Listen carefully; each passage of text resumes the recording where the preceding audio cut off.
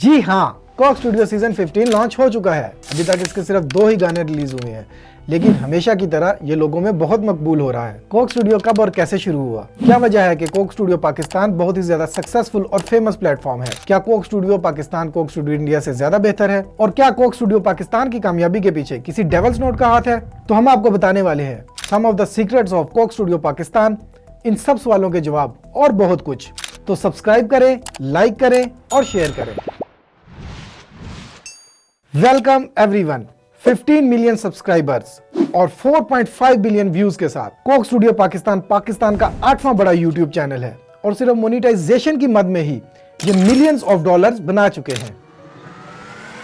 बहुत से लोग समझते हैं कि कोक स्टूडियो पाकिस्तान से ही स्टार्ट हुआ और इसकी वजह शायद कोक स्टूडियो पाकिस्तान की एक्स्ट्राऑर्डिनरी सक्सेस भी है, लेकिन कोक स्टूडियो के इस ब्रांड का आगाज 2007 में ब्राजील से किया गया और 2008 में ही कोक स्टूडियो पाकिस्तान स्टार्ट कर दिया गया और इसके लिए मशहूर ज़माना म्यूजिक कंपोजर, सॉन्ग राइटर और पियानिस्ट रोहेल हयात का इंतखाब किया गया। Bye that time Rohel was very much out of business और वाइटल साइंस के बाद रोहेल काफी अरसे से स्क्रीन से गायब थे। Although he was working and producing music behind the screen, Rohel और उनकी वाइफ अंबर, जो कि कोक स्टूडियो पाकिस्तान को को प्रोड्यूस कर रहे थे, इन दोनों ने मिलकर कोक स्टूडियो पाकिस्तान को शोहरत की बुलंदियों पर पहुंचा दिया। इस सक्सेस का क्रेडिट रोहेल उस डेविल्स नोट को देते हैं जो उन्होंने पाकिस्तानी फोक सिंगर्स के साथ काम करते हुए डिस्कवर किया। अपने ऑक्सफोर्ड में दिए गए एक लेक्चर में रोहेल बताते हैं कि वो इस नेचुरल फ्रीक्वेंसी से बिल्कुल नावाकिफ थे जो कि उन्होंने पाकिस्तानी फोक सिंगर्स के साथ काम करते हुए डिस्कवर की, और वो कोक स्टूडियो की मेटियोरिक सक्सेस की वजह इस फ्रीक्वेंसी या नोट को करार देते हैं। और शायद यही वजह थी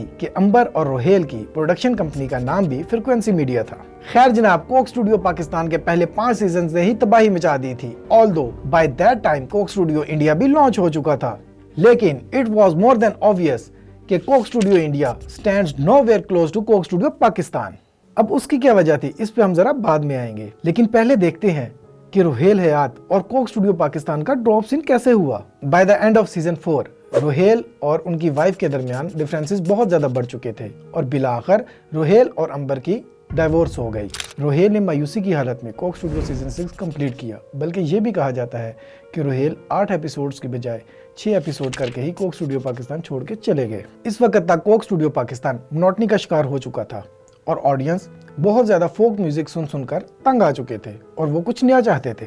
लिहाजा कोक स्टूडियो पाकिस्तान ने पाकिस्तान के नामवर बैंड स्ट्रिंग्स का इंतखाब किया। स्ट्रिंग्स ने 2013 से 2017 तक कोक स्टूडियो पाकिस्तान प्रोड्यूस किया और उसके बाद रोहेल वापस आए और कोक स्टूडियो पाकिस्तान के सीजन 12 और 13 को प्रोड्यूस किया और उसके बाद ही recommended Xulfi to produce Coke Studio Pakistan in future. और जी, जुल्फी ने ही सीजन 15 भी प्रोड्यूस किया है। आगे देखते हैं कि इस सीजन में और क्या क्या सरप्राइजेस हैं। तो बात हो रही थी कि आखिर क्या वजह है कि Coke Studio Pakistan Coke Studio India से माइल्स अहेड है, और ये बात ना सिर्फ पाकिस्तान बल्कि इंडिया में भी अक्रॉस द बोर्ड मानी जाती है। तो आइए कुछ टेक्निकल रीजंस एक्सप्लोर करते हैं। पाकिस्तानी और इंडियन म्यूजिक में जो एक स्ट्राइकिंग डिफरेंस है वो शायद पाकिस्तान का पॉपुलर और अंडरग्राउंड बैंड सीन है जो कि शायद इंडिया में इतनी अच्छी तरह ग्रो नहीं कर सका।